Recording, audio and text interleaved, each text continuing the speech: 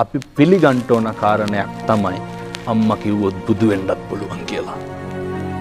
අම්මා කිව්වොත් දරුවන්ට බුදු වෙන්නත් පුළුවන්. අර මතකද මාතු පෝසක ජාතක කතා වස්තුවේ නැව කැඩුනට පස්සේ අපේ බෝධිසත්වය අම්මා කරේ තියාගෙන ගව් 7ක් මහ මුහුදේ පීනගෙන එනවට.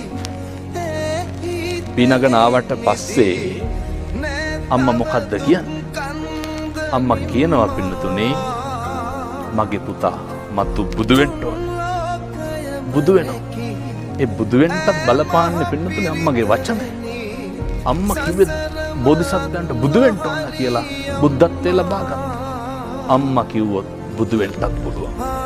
මේ 21 වන සියවසේ මේ තාක්ෂණය කොච්චර දියුණුද කියනවා නම් මේ පප්පු කැවුතු අක්මා වකුගඩු ගලවලා හයි කරන කාලෙනේ.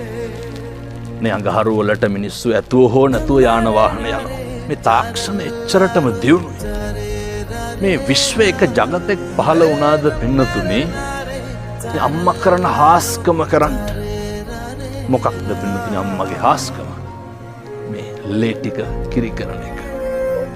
මේකේ හාස්කම තමයි අම්මගේ තනපුඩු ඇතුලේ තියෙන්නේ රතු පාට සිනිගඳ ගහන හරි අප්‍රසන්න දුගදහමන ලේ.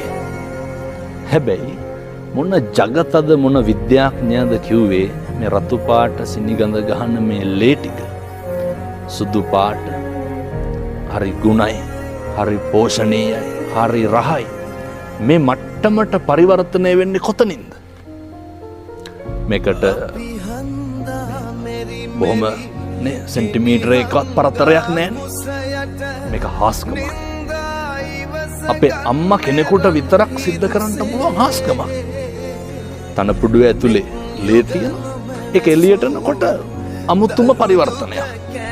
මේක සමාජයේ තේරුම් ගන්න ඕනේ. විද්‍යාගාරයක මොන සංගතක දාලවත් හදන්න බෑ. හදන්න. ඉතින් මේකට තමයි අම්මා බුදු වෙන්න ඕනේ කියලා කියන්නේ. මේක හොයාගත්ත කෙනෙකුත් නෑ.